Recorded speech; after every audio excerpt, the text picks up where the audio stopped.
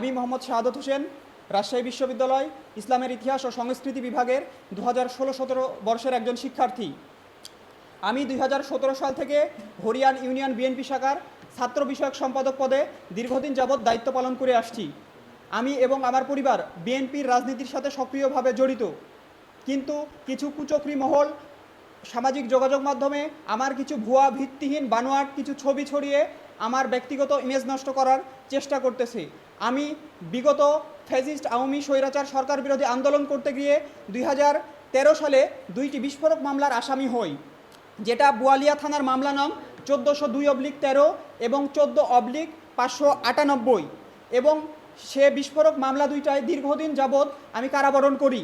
এই মামলাগুলোর আসামি ছিল আমি সহ আমার স্থানীয় বিএনপি জামাতের নেতাকর্মীরা।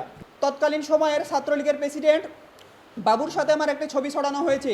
আমি কোচিং ব্যবসার সাথে জড়িত থাকার সুবাদে এবং আমার ব্যবসা সঠিকভাবে পরিচালনা করিয়ে যাওয়ার কারণে তাদের বিভিন্ন সময় বিভিন্নভাবে আমাকে চাঁদার দাবি করে।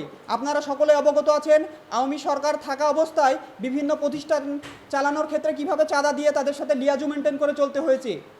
সে সুবাদে তাদের সাথে লিয়াজু মেনটেন করে চলতে গিয়ে আমাদেরকে চাঁদা দিতে হয়েছে, এবং তারা আমাকে ছবি তুলতে তাদের সাথে বাধ্য করে, যাতে আমি তাদের নামে কোনো অভিযোগ না নিয়ে আসতে পারি যে তারা আমার কাছে চাঁদা দাবি করছে। আর ছাত্র আন্দোলনের সময় আমি টোটালি শুরু থেকে শেষ পর্যন্ত ছাত্র আন্দোলনের পক্ষে ছিলাম, তাদের পক্ষে কাজ করেছি, ছাত্র জনতার পক্ষে ছিলাম, এবং যে বিগত মামলা হামলা নির্যাতনের আমি শিকার হয়েছি সেগুলো আমার এই যে ডকুমেন্ট, আমার যে কমিটি আছে ভাইরা, এই যে কমিটি মামলার কপি সব কিছু আমার সকল ডকুমেন্টস, আমি ডকুমেন্টস নিয়ে কথা বলছি। আমার নামে 2013 সালের নভেম্বর মাসে বিস্ফোরক আইনে মামলা হয়, সেটা বোয়ালিয়া থানার মামলা নাম 1402/13 এবং 14/598, দুইটা মামলা যেটা এখনও বিচারাধীন রয়েছে।